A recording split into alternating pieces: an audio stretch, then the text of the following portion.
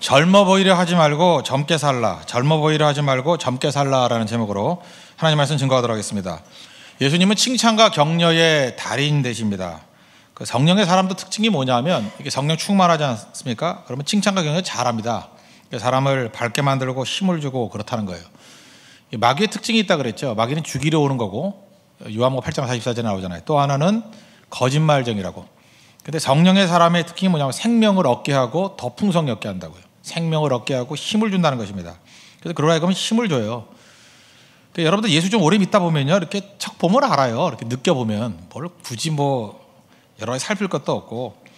첫째, 성령의 사람은 진실합니다. 진실하는 게 느껴지거든요. 그걸 못 느낀다 그러면 여러분 영성이 없는 거죠. 사람 만나보면 몰라요. 그 진실한 사람인지 아닌지. 느껴지거든요. 우리 영적 존재이기 때문에. 누가복음 7장에 보면은요, 이런 얘기가 나와요. 그 어떤 바리새인 집, 시몬의 집에 잔치를 벌이는데 그 죄를 지은 여자라고 나옵니다. 그게 창기 출신 마리아 같아요. 마리아가 왔어요. 향유를 담은 옥합 들고 온 거 아시죠? 그리고 이제 깨버려서 붓고 머리카락 풀어 헤쳐가지고 이렇게 닦아줍니다. 가끔마다 이제 리버럴하게 해석하는 분들은 이렇게 해석을 해요. 당시 유대인들은 머리카락을 아무한테나 보이는 게 아니라는 거예요. 머리를 푼다라는 것은 창기의 행동이다. 그렇게 해석을 하더라고. 그래서 아무나 머리 푸는 게 아닌데 예수님께 머리 풀었다는 것은 그게 별로 그렇게 좋은 의미는 아니다. 이렇게 설명을 합니다. 그리고 향유도 유혹을 하기 위해서 갖고 온 거래요. 하다 별 생각을 다 해요, 사람들이. 저는 그 앞뒤 얘기 다 그렇다고 치자. 그렇다고 치는데 그러면 그 마리아가 예수님께 온 게 그게 불순한 목적으로 온 거냐? 절대 그런 게 아니라는 거예요. 딱 한마디로 날려버릴 수 있습니다. 예수님 보면서 울면서 왔대요. 아니, 울면서 유혹해요? 말 같은 소리를 해야지.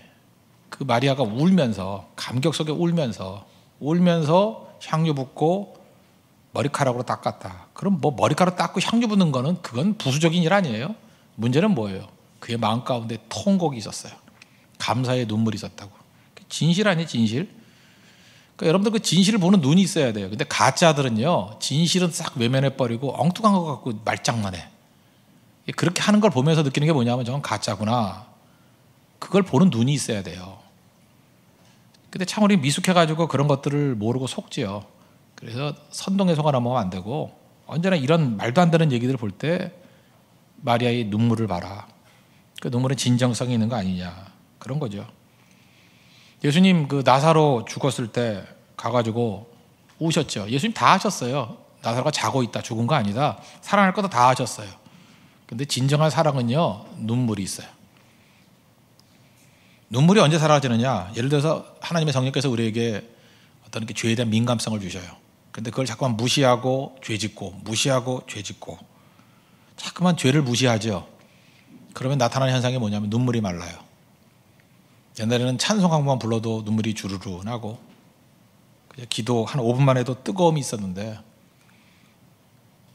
그 어느 순간이니까 눈물이 메마른 사람이 있죠. 찬송을 해도 졸리고 잠깐만 졸려요. 피곤해서 졸린 게 아니야. 영적으로 졸린 거야. 잠깐만 졸리고 무덤덤해지고. 그 왜 그런지 알아요? 하나님의 성령께서 우리에게 사인을 줬는데도 불구하고 잠깐만 무시하는 거예요. 영적으로 메말라가는 거거든요. 참 위험한 겁니다. 그게. 그거 보면 아는 거예요. 빨리빨리 깨우치라는 거예요. 내 영혼이 메말랐구나. 이거 가짜로 되고 있구나. 진실을 잃어가고 있구나. 그걸 모른다고요? 우리 거짓말하지 맙시다. 다 알아요, 자기가. 내가 진실한지 아닌지. 하나님 앞에 언제나 진실하게 설 줄 알아야 된다는 것입니다. 성령이 임하게 되면 진실해요. 그래서 사람 만나보면 진실을 갖고 아는 거예요. 예수님이 그 세리와 또 죄인들과 어울리셨잖아요. 왜? 진실하니까. 그들은 죄인이지만 진실했거든요. 가짜가 아니라 진짜로 들고 나왔거든요. 그러니까 교류가 가능한 거예요. 바리새인하고는 교류 잘 안 했습니다. 왜? 가짜니까.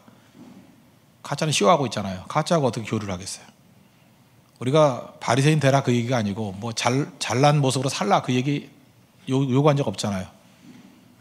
죄인이면 어때요? 진실해지라고 하나님 앞에. 있는 모습 그대로 진실. 진실은 눈물이거든요. 여러분 진실을 가지고 있는 사람은 진실이 보입니다. 그래서 교회는 진실이 있어야 돼요. 눈물이 있어야 된다고. 그게 성령이 하시는 일이에요. 또 성령이 하시는 거는 뭐냐 하면 그래서 밝은 거죠. 눈물인데도 밝아요. 그 어떤 사람은 뭐 괜찮은 것 같은데 잠깐 어두컴컴한 사람 있잖아요. 밤낮 어두운 부만 보고 말만 들으면 기분이 나빠. 그죠? 온갖 뭐 이상한 얘기만 하고. 그 상태 안 좋은 사람이거든요. 그게 무슨 지도자야? 다 가짜들이지. 근데 성령이 임하게 되면 밝아져요. 제가 그 빌립보서 4장의 말씀을 나누면서 그런 얘기했죠. 만족이라는 거. 나는 모든 일에 자족하기를 배웠노라. 만족의 특징이 뭐냐면 웃을 수 있는 거거든요. 어떤 사람이 웃을 수 없어요. 웃을 수 없다는 건 그건 자족하는 사람이 아닙니다. 근데 자족하는 사람은 웃을 수 있고, 자족하는 사람이 사랑할 수 있거든요. 사랑하는 사람은 다른 사람을 웃게 만들고 싶어요. 제가 그랬잖아요. 여러분 짝이 누구라고요? 짝을 어떻게 찾아요? 여러분 마음속에 진실되게 놓고 보면은 내가 웃게 만들고 싶은 사람이 있어. 웃게 만들고 싶은 사람이 있다니까 분명히. 그 하나도 없다 그러면 여러분들 거짓말하는 거예요. 분명히 있어요. 웃게 만들고 싶은 사람이. 적어도 어머니나 아버지는 웃게 만들고 싶잖아요. 그렇지 않아요? 막 기뻐하는 모습 보고 싶지 않아요? 그 되게 웃게 만들고 싶은 사람이 내 짝이에요. 그래서 그 사람을 웃게 만들면 돼요. 기뻐하면 그게 사랑이거든요. 그게 만족이거든요. 그 진실한 사람은 자기 짝 찾는 것만큼 쉬운 게 없어요. 그런데 웃게 만들고 싶은데 저 사람을 웃게 만들면 내가 우스워질까 봐 이상한 놈하고 뭐 이렇게 만나고 그러니까 그게 정략 결혼이지 뭐 결혼이에요 그게.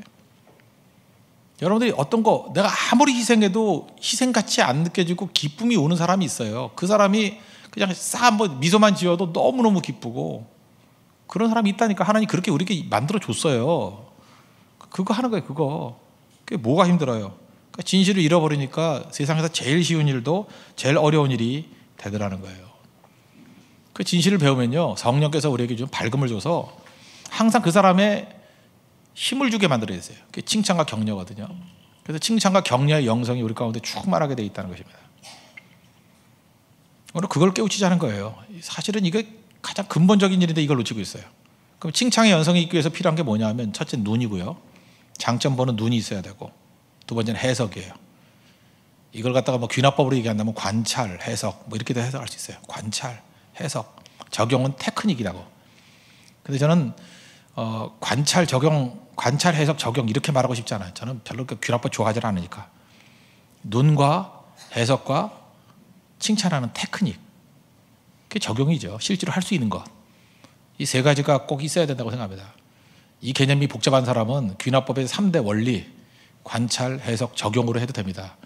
너무 촌스럽잖아. 눈, 해석, 테크닉. 이 세 가지를 봤으면 좋겠어요. 첫 번째인데 장점을 보는 눈이 있어야 돼. 이거 잠깐 훈련해야 돼요. 내가 자족하기를 배웠노라. 그랬죠. 일체의 비결을 배웠노라. 배우는 겁니다. 보는 눈도 배우는 거예요. 저절로 되는 거 아니에요. 자꾸만 장점을 보려고 애쓰면 보여요. 배워야 돼요. 자꾸만 배워야 된다고. 눈을 열어주십시오. 그게 필요하다는 거예요. 47절 보니까 나다나엘이 왔습니다. 예수님 뭐라 그래요? 보라, 이는 참으로 이스라엘 사람이라. 그 속에 간사한 것이 없도다. 예수님은 나다나엘 보자마자 뭘 봐요? 장점 보잖아요. 야, 참 이스라엘 사람이야. 간사한 게 없어. 나다나엘에게 약점이 없었겠어요? 있죠. 약점 뭐 투정이죠. 뭐 그게 왜 없겠어요. 근데 예수님은 첫 마디가 약점 얘기하는 게 아니라 장점부터 보잖아요. 거기서부터 시작을 하잖아요. 우리가 그 폭격맞은 마음이라 그랬죠. 상처가. 폭격맞은 마음들의 특징이 뭐냐면 다른 사람의 자기 자신의 장점도 못 보고 남의 장점도 못 봐요. 베드로 한번 보세요. 베드로의 위대성이 어디에 있냐면 베드로가 예수님 부인했죠. 세 번째는 저주까지 했잖아요. 저주라니까 말은 안 하지만 막 욕한 거야. 막 입에 담을 수 없는 막 욕을 한 거야. 자기 그 공격에서 벗어나려고. 그다음에 예수님이 뭐 용서해 줬잖아요. 뭐 내 양을 먹이라, 뭐 내 양을 치라. 예수님 용서해 준 거로 끝이에요. 대부분의 사람들이 제일 힘든 게 뭔지 아십니까? 자기가 자기 용서하기가 힘들어. 베드로는요 자기가 자기를 용서했어요. 그게 되게 중요한 거예요. 예수님의 십자가의 능력을 바라보고 자기가 자기 자신의 죄악을 용서했다고. 자기 자신의 죄를 용서한 사람만이 다른 사람을 품을 수 있어요. 다른 사람의 눈을 볼 수 있다고. 근데 대부분 자기가 자기를 용서를 못해요. 자기가 자기 용서 못하는 이유가 뭐냐 하면 폭격맞은 마음이기 때문에. 6가지 얘기했죠. 죄책감. 용서 못하니까 죄책감이지. 닭울 때마다 울었다며 뭐 이런 소리나 하고. 죄책감. 분노. 맨날 분노해요. 분노가 뭐냐 하면 자기 속에 이게 캥기는 것이 남에게 보이면 막 분노하는 거야.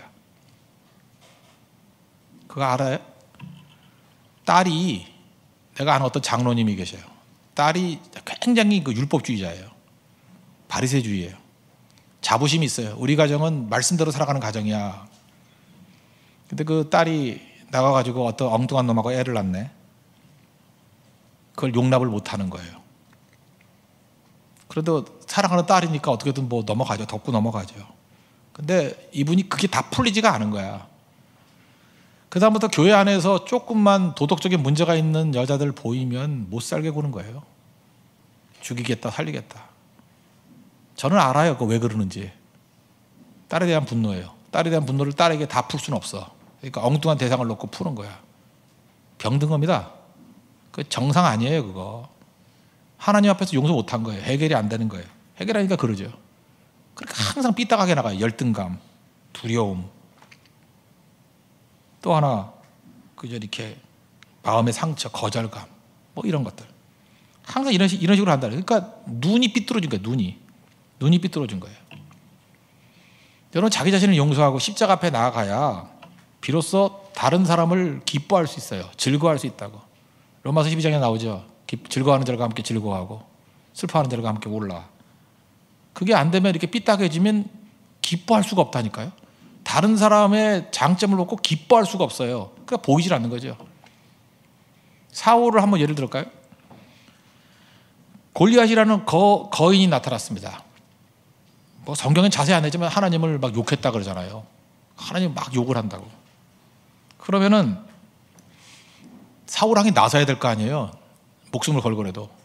하나님의 이름을 저렇게 망령태 일컬으면 되느냐. 근데 두려움이 사로잡히니까 찍소리 봐서 가만히 있어요. 누가 나서요? 다윗이 나서요. 그때 기뻤죠. 자기가 못하는 거 하니까. 아무 생각도 안 해요. 두려움에 빠진 사람은요, 두려움에서 벗어날 수 있는 길이 보이면 기뻐해요. 그래서 다윗이 골리앗을 물리쳤네요. 그러면 어떻게 하면 돼요? 그냥 기뻐하면 되는 거 아니에요. 그게 뭐 어려운 일이에요? 기쁜 일을 기뻐하면 되는 거예요. 근데 그 마음 가운데 열등감이라는 게 와요. 열등감이라는 폭격맞은 마음. 그죠? 여자들이 또 쓸데없는 노래 불렀죠. 사울은 천천, 다윗은 만만. 그러니까 거절감을 느끼는 거예요. 왕인데 나는 쳐다도 안 보고 저러네 이러는 거. 그러니까 삐뚤어지는 거죠. 골리앗 앞에서 싸워야 될 땐 침묵하고 이제는 칭찬해야 되는 다윗을 죽이겠다고 인생 걸잖아요.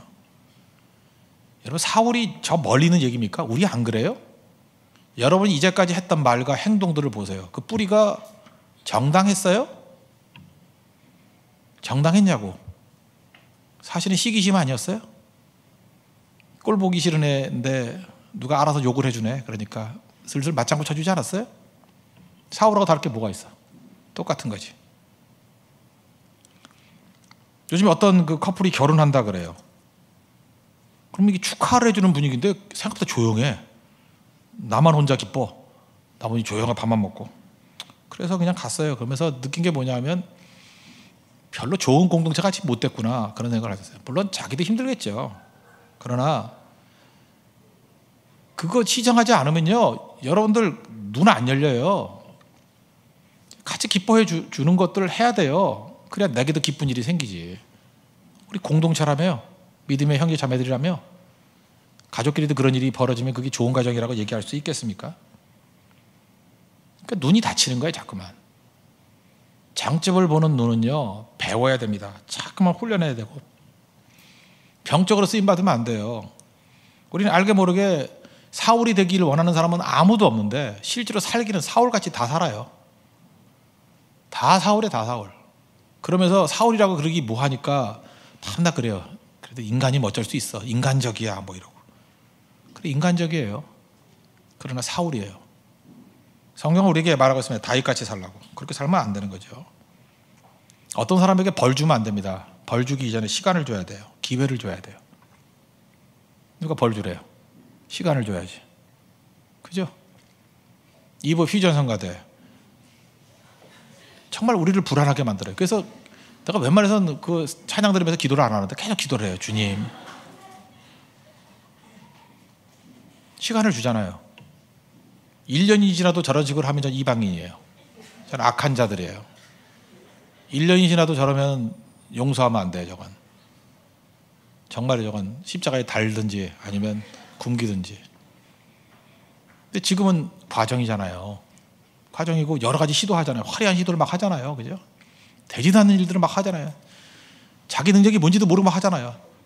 주제가 내게 능력 주신 자에서 내가 모든 것을 할 수 있느니라 그러고 하잖아요. 그럼 시간을 줘야죠. 기회를 줘야죠. 나중에 브루클린 타버너클 콰이어보다 더 잘할 줄 알아요? 아니 그런 거 하면 더 잘할 거예요. 그죠? 과정이니까. 브루클린 타버너클 콰이어도요, 초창기도 되게 못했어요. 초창기 때는 맞지도 않고 음악 전공한 사람 아무도 없었기 때문에, 악보 읽는 사람도 없었기 때문에 계속 깊어져 봐요. 되지 안 돼요 그게? 그게 장점을 보는 눈이에요. 미래를 보는 눈. 반드시 그 눈이 있어야 돼요. 그러니까 여러분들 벌을 주지 말고 뭘 주라고요? 시간을 주라. 상대에게 줄 수 있는 최고의 선물은 시간을 주는 거예요. 상대에게 줄 수 있는 최고의 선물은 기회를 주는 거예요. 시간을 주십시오. 기회를 주십시오. 그리고 여러분 눈이 열려야 돼요. 장점을 보는 눈이 활짝 열리게 해주십시오. 관찰이라는 게 뭔지 알아요? 장점을 보라는 관찰이에요. 이 관찰하라 그랬더니 남의 약점, 여러분 국정원이에요? 왜 약점 자꾸 쳐다보고 다녀 그걸? 그래서 내가 관찰이라는 말 별로 안 좋아해요. 관찰 그랬더니 감시로 생각해. 감시가 아니에요. 거기서 말하는 관찰이라는 것은 장점을 보는 눈이 열려야 된다고. 눈이. 예수님이 나다나엘을 통해서 참 이스라엘 사람이다 간사한 것이 없도다. 그 눈이 임하는 축복이 임하기를 바랍니다. 두 번째 단계는 해석이죠. 긍정적인 해석. 여기 사실 46절에 보니까 이 나다나엘이 그렇게 좋은 사람만이 아니에요. 예수님 만났다 그러니까, 빌립이 예수님 만났다 그러니까 이렇게 얘기해요. 나사렛에서 무슨 선한 것이 날 수 있느냐. 여러분 고향 어디예요? 서대문이에요? 전 서대문이에요. 어떤 사람이 와더니 서대문에서 무슨 인물이나 뭐 이래요. 열 안 받아? 뭐 이런 놈이 다 있어. 서대문이 얼마나 훌륭한 동네인데. 저 서대문 출신이거든요. 그러면 동대문에서 인물 나냐? 뭐 이렇게 말할 수 있죠. 그러니까 이런 식으로 얘기하는 것들을 알면서도, 야 너는 알지도 못하면서 말을 함부로 하니, 이런 식으로 해석을 하지 않고, 예수님은 어떻게 해석을 했어요? 나사렛에서 무슨 선한 것이 날 수 있느냐라고 말하는 것을 그 속에 간사함이 없는 것으로 인정을 했어요. 야 봐라 얼마나 사람이 솔직하니까 그렇게 표현하니. 솔직한 사람 아니면 마음에만 품고 말로는 그렇게 표현 안 해. 이렇게 해석을 하더라는 거예요 예수님이. 아시겠어요? 예를 들어서 어떤 사람이 말을 막 하니까 저 사람은 경솔한 사람이야 이렇게 막 공격을 할 수도 있지만, 적어도 저 사람은 거짓말을 안 하는 사람이야 이렇게 좋게 해석할 수 있잖아요. 예수님께서 그렇게 해석을 하고 있다라는 거예요. 나다나엘 이 사람은 아첨할 줄도 모르는 사람이고, 그죠? 어찌 보면은 정직한 사람이야. 잘 다듬으면 인물 되겠어. 뭐 그런 얘기죠. 성령께서 우리 가운데 임하게 되면요, 성령 안에서의 밝은 해석을 하게 만듭니다. 해석을 하게 만들어요. 모태신앙으로 태어났다 그러면 하나님께 이렇게 축복을 주셔서 가족 대대로 믿음의 전승이 있게 해주셔서 감사합니다 이게 되고요. 중간에 예수를 믿지요. 하나님께서 나를 아브라함으로 부르셔서 믿음의 가문을 일으키라고 나를 중간에 믿게 만드셨어 이렇게 해석하게 만들어요. 성령은 항상 우리에게 긍정적으로 해석을 하게 만드시는 분이에요. 일본에 마스시타 고로스케라고 아시죠? 송화전기, 마스시타 전기, 뭐 정경숙 그래가지고 지금도 뭐 정신들도 많이 배출했던 사람. 이 사람이 세 가지 은혜 그랬던 거 유명한 얘기 있잖아요. 세 가지 은혜가 있대요. 가난한 거, 허약한 거, 못 배운 것. 이게 왜 은혜예요? 가난한 거, 허약한 거, 못 배운 거. 이게 어떻게 은혜냐고. 우리 식으로 이렇게 하면 전부 다 뭐 저주 아니면 삶의 고난이지. 근데 가난한 거, 허약한 거, 못 배운 거 해석이에요. 내가 너무너무 가난해가지고 부지런을 배웠대요. 내가 부잣집에 태어났으면 내가 뭐하러 부지런하겠냐고. 너무너무 가난해가지고 나는 열심히 뛰는 부지런함을 배웠다라고 해석을 해요. 나는 몸이 너무너무 허약하기 때문에 조심했대요. 건강주의했대요. 그래서 오히려 장수하게 됐대요. 해석이에요. 나는 초등학교 4학년밖에 못 나왔대요. 너무 못 배워가지고 시각이 좋아졌다는 거예요. 내가 만나는 모든 사람을 다 스승으로 여긴다는 거예요.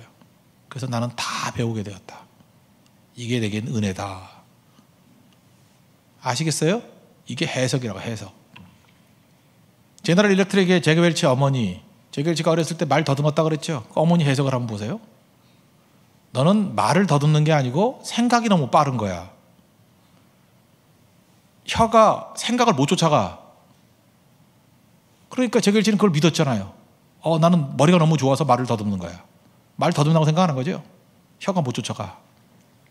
그러니까 긍정적으로 이렇게 해석해 주는 거예요. 성령께서 하시는 일이 바로 뭔지 알아요? 여러분에게 계속해서 그렇게 해석을 해주는 거예요. 그래서 우리를 살아나게 만든다는 것입니다. 어떤 사람이 머리가 막 큰 사람이 있어요. 그럼 뭐라고 해야 돼요? 너는 머리가 크니까 머리가 좋을 거야. 근데 또 반대로 얘기해요. 그럼 하만은 뭐 천재겠네 뭐 이러고. 그러면 안 되죠. 그럼 뭐 정신바가게 가는 왜 머리가 크지? 이런 식으로 얘기하면 안 된다는 거예요. 그죠? 그렇게 해석해 주는 게 뭐 나빠요? 머리가 크니까. 저는 눈이 작습니다. 난 제일 고마운 게 그거예요. 너는 눈이 작으니까 겁이 없겠네, 담대하겠네. 얼마나 좋은 해석이에요. 너는 눈이 작으니까 뭐 관상으로 면서기도 못하겠다. 이러면 그거 얼마나 힘들어요. 해석의 해석. 꼭 망할 놈은 망할 해석을 해요. 해석이라고, 해석. 그죠? 해석을 잘 할 수 있는 그 부분이 있어야 된다는 것입니다. 사람이요, 칭찬하면은, 칭찬과 이렇게 밝은 면을 해석해 주면요, 다른 사람만 해석해 주는 게 아니라 삶의 모든 것들이 해석이 되니까 거기서 힘이 나와요. 힘이. 아까도 잉그리드 버그만과 그 오드리 헵번 얘기를 했죠. 잉그리드 버그만은 나이 드는 거를 저주라고 생각했어. 그래서 예쁜 모습만 보여줘야 된다. 그래서 저택 속에 은둔해서 죽은 거예요. 해석이 틀린 거예요. 오드리 헵번은 젊었을 때는 예쁜 거지만 나이 들어서는 아름다워져야 돼. 그래서 그의 삶과 그의 섬김을 통해서 늙은 모습이 더 아름다울 수 있다는 거예요. 봉사하고 기아 선상에 있는 아이들 돕고 그 일 하잖아요. 정말 멋지지 않아요? 이유는 딱 하나입니다. 오드리 헵번은 해석이 올바랐고 잉그리드 버그만은 해석이 틀렸어요. 그게 인생을 다루는 거잖아요. 오늘 제목도 그거였죠. 자꾸 젊어지려고 그러지 마세요. 절대 젊어질 일은 없어요. 여러분이 아무리 피부과에 다닌다 할지라도 플러스 마이너스 3년, 말로는 5년이라 그래요. 희망을 주려고. 근데 절대로 그 정도 안 돼요.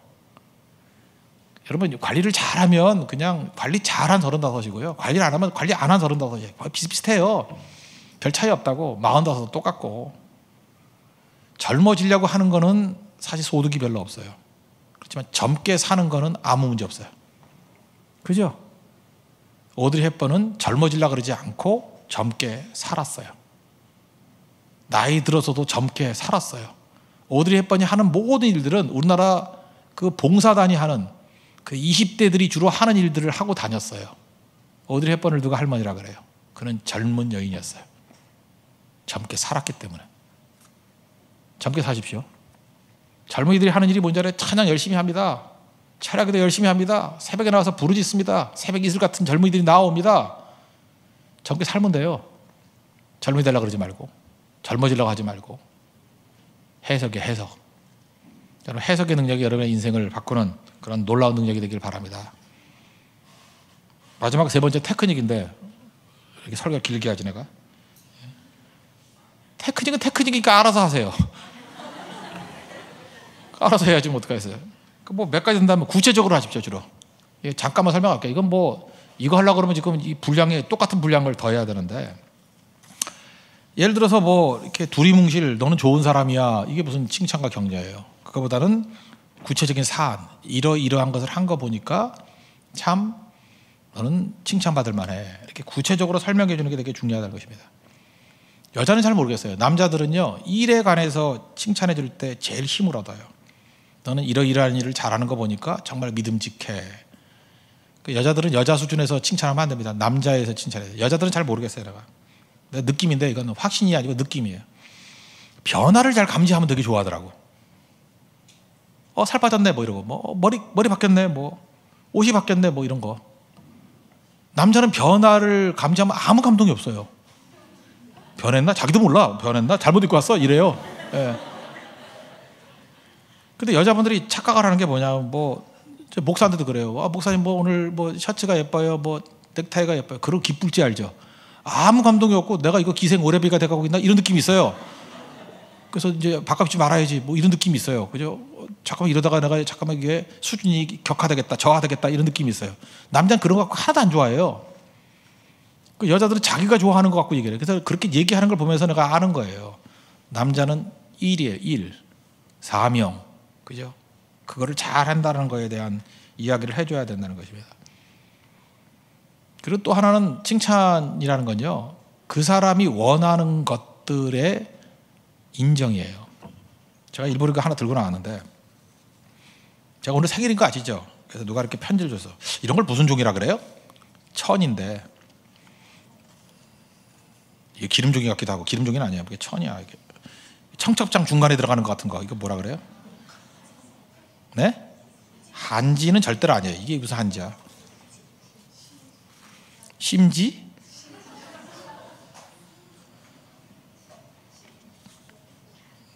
어제 이거 준 사람이 저한테 케이크를 하나 갖고 왔어요. 케이크 굉장히 고급 케이크인 것 같아. 근데 케이크 뭐냐면 분명히 저예요. 제가 이렇게 수영을 하고 있는 거야. 수영을 하고 있는데 그 다리가 하나 떨어져가지고 징그러워서 그래서 징그러서 먹어버렸어. 아유 징그러서. 탁 수영을 하고 있는 거야. 대머리에 안경 끼고 딱 이게 분명히 저예요. 그런데 그걸 왜 줬냐 그랬더니 얘기가 이거예요. 옛날에 제가 이전 교회에서 옛날에 그 패치 아담스 같이 본 적이 있거든요. 패치 아담스. 어떤 사람이 자살 충동도 있었고 그 로빈 윌리엄스 아시죠?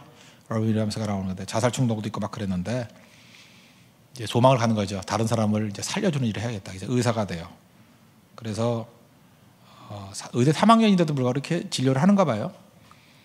근데 이제 진료소 패치 아담스가 이제 웃음을 통해 가지고 사람 진료하는 거 아니야. 그 사람 기쁨을 주는 거.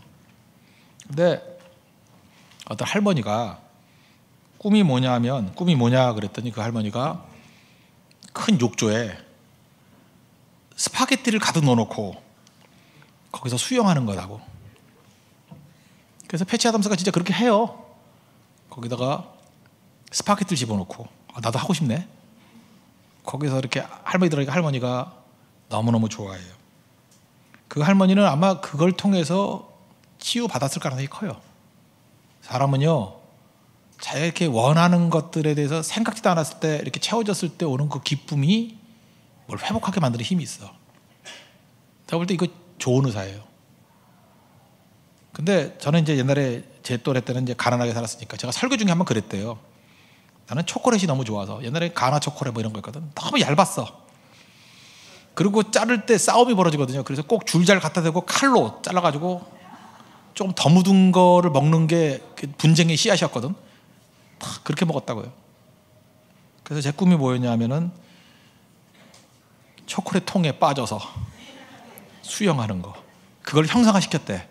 그래서 통째로 초콜릿이고 그 밑에 치즈가 막 범벅이 돼 있는 굉장히 고급이에요.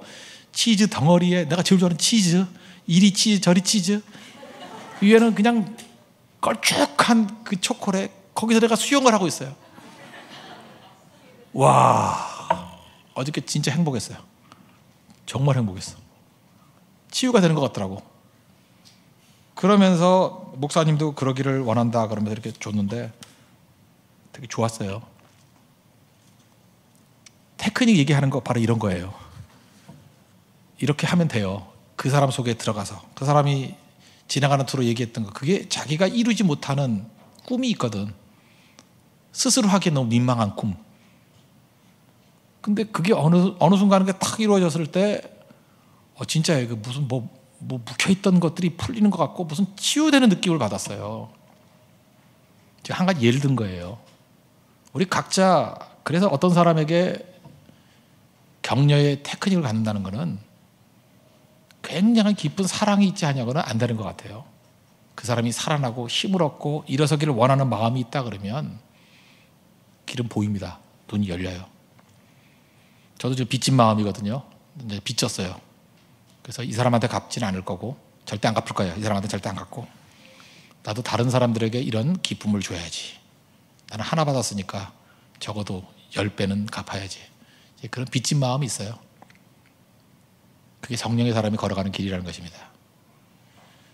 예수님이 나다나엘 만나서 했던 행동과 마찬가지로 우리도 눈이 열려야 됩니다. 해석이 좋아야 돼요. 그리고 예수님이 하셨던 것과 같이 사람마다 다 틀려요. 잘 격려하고 칭찬할 수 있는 테크닉, 그게 적용이에요. 적용이 있고 테크닉이 있는 인생이 되는 우리 하나님의 거룩한 백성 되기를 바랍니다.